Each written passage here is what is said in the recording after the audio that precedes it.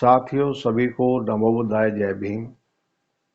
आज जो मनवादी ताकतें इस देश में मजबूत हो रही हैं, वो कुछ एक जो पिछड़े वर्ग के लोग हैं उनकी नासमझी के कारण भी मजबूत हो रही हैं।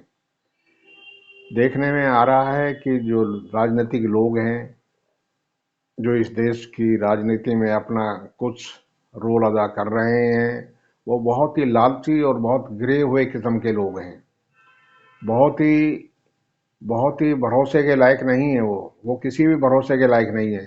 और जिनमें भरोसे के लायक, जैसे नीतीश कुमार बिहार से हैं, जैसे जो है चंद्रबाबू नायडू जो है आंध्र प्रदेश से हैं, ये ऐसे लोग हैं जिन पे समाज को कभी भी भरोसा नहीं करना चाहिए। क्योंकि इन्हीं के कारण जो आज जो मनवादियों की सत्ता है, जो संघियों की सत्ता आज केंद्र में है, वो इन दो लोगों की वजह से ही सत्ता में है। और मेरा इस देश के जागरूक लोगों से, इस देश के बुद्धिजीवियों से ये निवेदन है कि जब जब इन प्रदेशों में, बिहार में और आंध्र प्रदेश में इलेक्शन हो, तो इन दोनों को सत्ता में आने न दें, इनको हराने का काम करें। बिहार में तो इसी साल अक्टूबर में इलेक्शन होने हैं, तो बिहार की जनता में जाकर लोग अपना बताएं कि नीतीश बाबू जो है भरोसे के लायक नहीं है। वो बिहार की जनता को कुछ देने के लायक भी नहीं है। उन्होंने बिहार की जनता का भला नहीं किया है। उन्होंने हमेशा ही पैंतरेबाजी से दल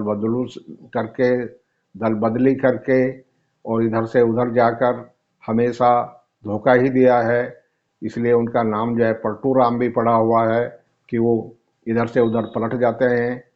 उन्होंने कभी भी ब्राह्मणवाद के खिलाफ लड़ाई नहीं लड़ी। उन्होंने कभी भी संघियों के खिलाफ लड़ाई नहीं लड़ी।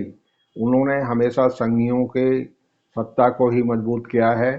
तो जितना भी बहुजन समाज के लोग हैं, जितने भी जो है दलित समाज के लोग हैं, उनसे मेरा विशेष अनुरोध है कि वो नीतीश को सत्ता में न लाएं, नीतीश को सत्ता से हटाएं और नीतीश में भरोसा न करें, क्योंकि वो बहुत धोखेबाज आदमी हैं।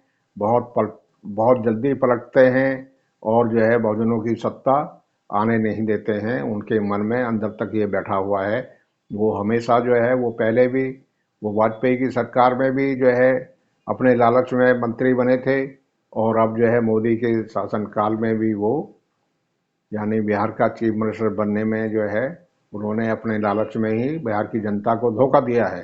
इस तरह जो आंध्र प्रदेश के चंद्रबाबू नायडू हैं, वो भी जो है एक वो भी एक बहुत ही शातिर किस्म के आदमी हैं। शातिराना उनकी हर चाल में है। उन्होंने बहुजन समाज की जनता को कभी फायदा नहीं पहुंचाया है। वो बहुजन समाज के विरोधी रहे हैं। उनके उनको सत्ता जो है उनके फादर इल्ला की बदौलत जो है वो सत्ता में आए थे। लेकिन जब वो सत्ता में थे तब भी और उसके बाद भी, और सेंटर की सरकार में भी, उन्होंने कभी बहुजन समाज का भला नहीं किया। वो सिर्फ जो है मनवादियों के साथ रहे, मनवादियों को ही ताकत उन्होंने बढ़ाई।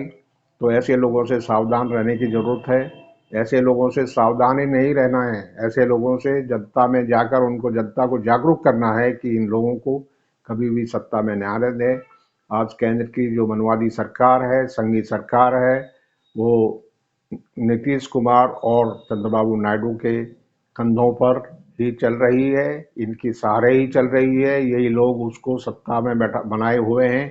अगर ये इनका सहारा हट जाए तो यहाँ देश में केंद्र की सत्ता में संघी सरकार नहीं रह सकती।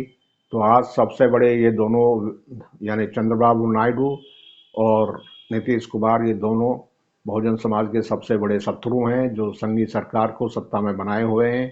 तो मेरा लोगों से निवेदन है कि वो इन दोनों को सत्ता में आने से रोकें। बिहार में जो चुनाव हो उसमें भारी संख्या में लोग देश के दूसरे प्रदेशों से बिहार जाकर बिहार की जनता को बताएं कि नीतीश कुमार जो है सत्ता में रहने के लायक नहीं है, बहुजन समाज के हितकारी नहीं है। ये धोखेबाज हैं, पलटू राम हैं, इनको सत्ता में नहीं आने देना है। इसी तरह जब चंद्रबाबू नायडू आंध्र में इलेक्शन हो तो उनको भी सत्ता में न आने देने के लिए वहाँ की जनता को जागरूक करें और उन्हें बताएं कि इनको वोट ना दें। इन्हीं के साथ मेरा आपसे निवेदन है कि आप बुद्धि बल से सोचें और जनता को जागरूक करने का काम करें। जनता के लिए आप सभी प्रेरक बने, प्रेरक बनकर जो है उनको बताएं कि नीतीश कुमार और चंद्रबाबू नायडू इस देश के सबसे बड़े धोखेबाज और दुश्मन हैं, क्योंकि वो संघी मनवादी सरकार को सत्ता में बनाए हुए हैं। इन्हीं शब्दों के साथ मैं आपसे विदा लेता हूँ और आपको वंदन करता हूँ। जय भीम।